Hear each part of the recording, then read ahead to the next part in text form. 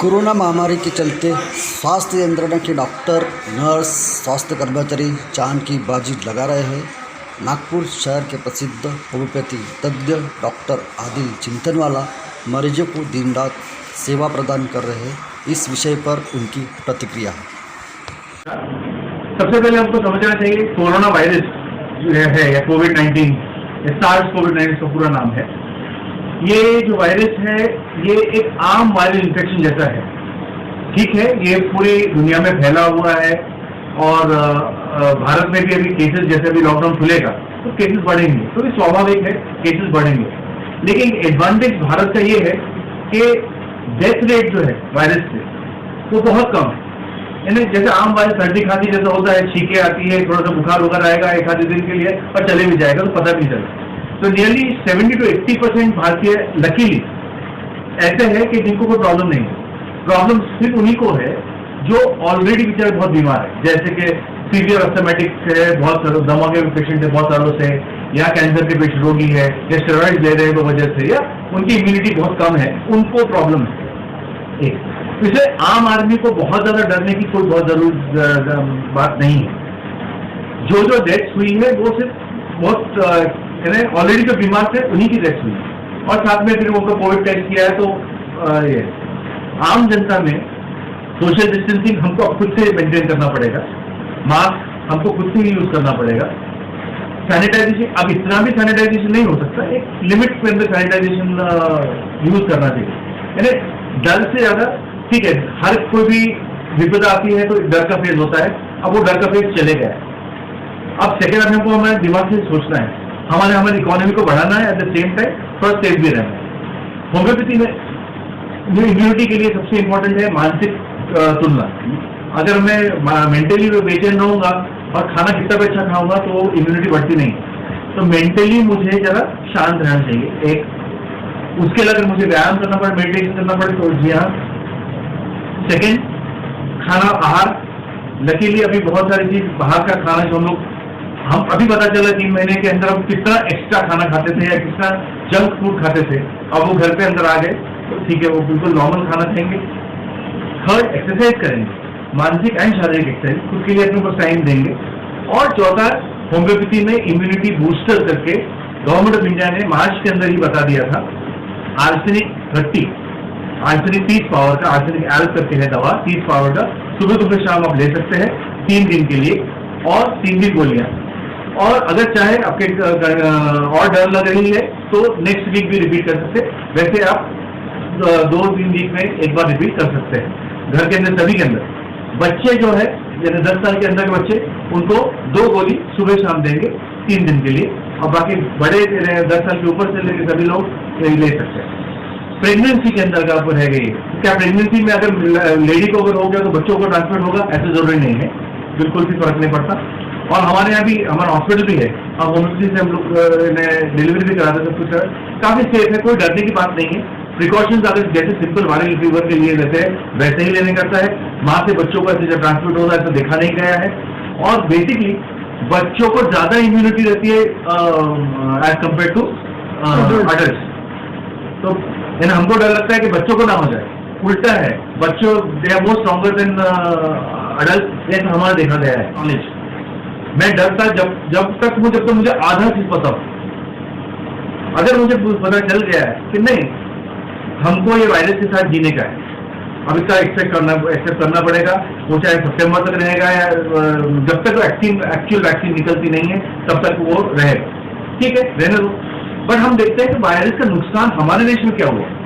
हम इटली को देख के या चाइना को देख के या अमेरिका को देख के हमारा ये नहीं कर सकते कि भारत अलग ही रूप दिखा रहा है यही वायरस का।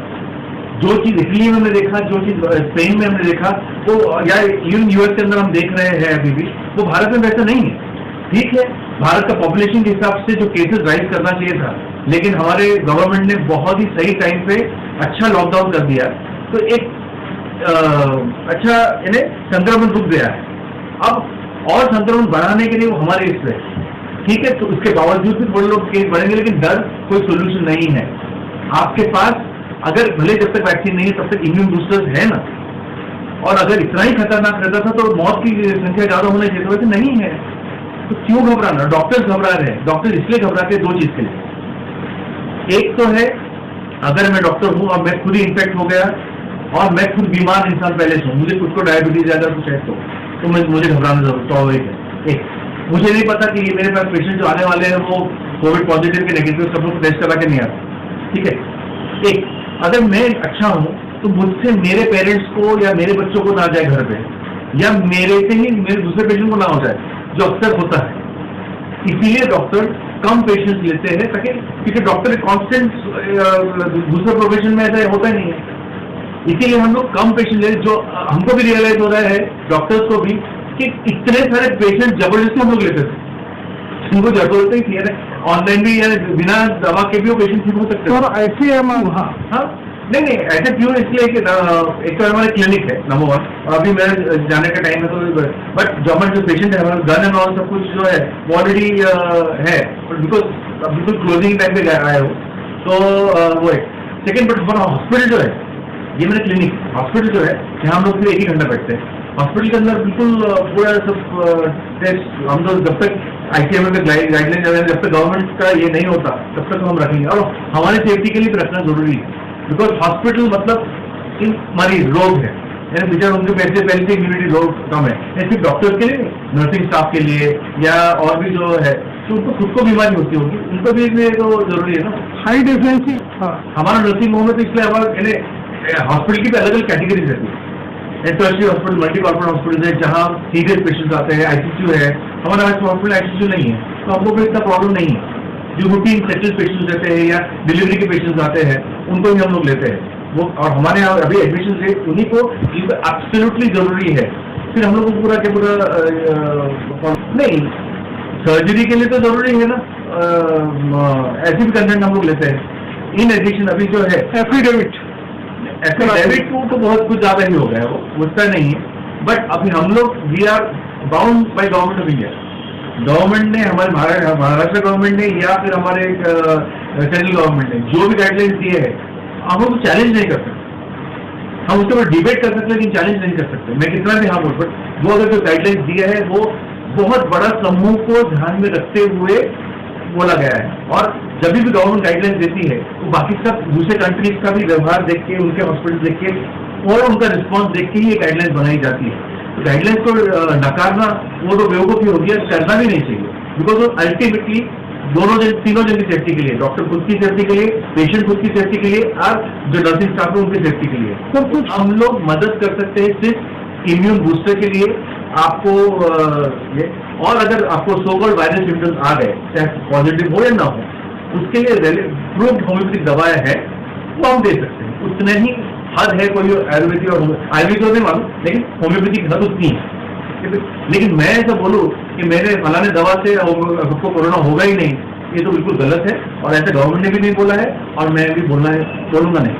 तो अल्टीमेटली दवा इज लास्ट रिसोर्ट, उसके ऊपर बाकी आपका न्यूट्रिशन है, आपकी एक्सरसाइज है, आपका मानसिक है, और डर तो कोई मतलब नहीं है, कोई आपको अब नहीं।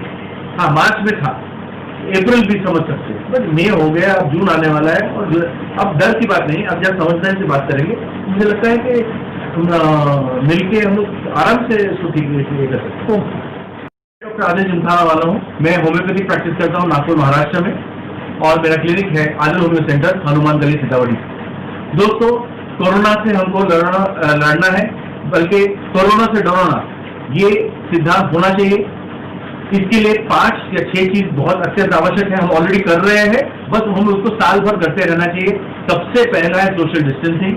आप कितना भी चाहो, लेकिन जो मजमुआ है उसके अंदर ना जाए, जमा ना हो, जितना काम से काम है।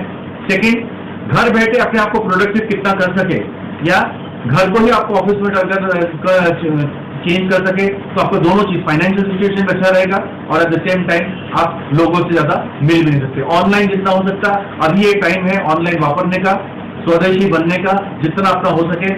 एंड लास्ट इज ग्लव्स, जिन लोगों को जरूरत पड़ती है, जैसे हम लोग का मेडिकल प्रोफेशन के अंदर हमको ग्लव्स की जरूरत पड़ती है। मास्क तो सभी यूज करेंगे, और ये मास्क जो है, ये वाला मास्क कोशिश कीजिए, अगर नहीं है आपके पास मास्क और आपको घुटन हुई महसूस होती है तो फिर पतले मास्क आप घर का बना सकते हैं, लेकिन मास्क डेफिनेटली रखिए, पता नहीं आपको कहाँ से संक्रमण आ जाए। और लास्ट है सैनिटाइजेशन। अगर आपके पास सिंपल अल्कोहल है, बहुत अच्छा, सैनिटाइजर महंगे महंगे नहीं भी खरीद सकते, तो बार बार आप हाथ भी धोते, हाथ धोएंगे तो पूरा इतना हाथ तक तो हाथ देंगे अगर आप स्लीव ऊपर कर रहे हैं तो। अगर सिर्फ इतने से हाथ या साबुन से डेफिनेटली हाथ धोएंगे, लेकिन उसको इतना भी नहीं बनाने का कि बार बार हाथ धोते रहेंगे। एक लिमिट भी रखिए, ये आप ओवरऑल पीरियड अगर इसको फॉलो कीजिए। एंड अगर फिर भी बहुत डर है, होम्योपैथ से कंसल्ट करके एक होम्योपैथ इम्यून बूस्टर आता है जो गवर्नमेंट ऑफ इंडिया का अप्रूव किया है, आप वो ले सकते हैं। काफी फायदे हुए, काफी हमने उसको देखा है पेशेंट को जिसकी इम्यूनिटी अच्छी हुई है।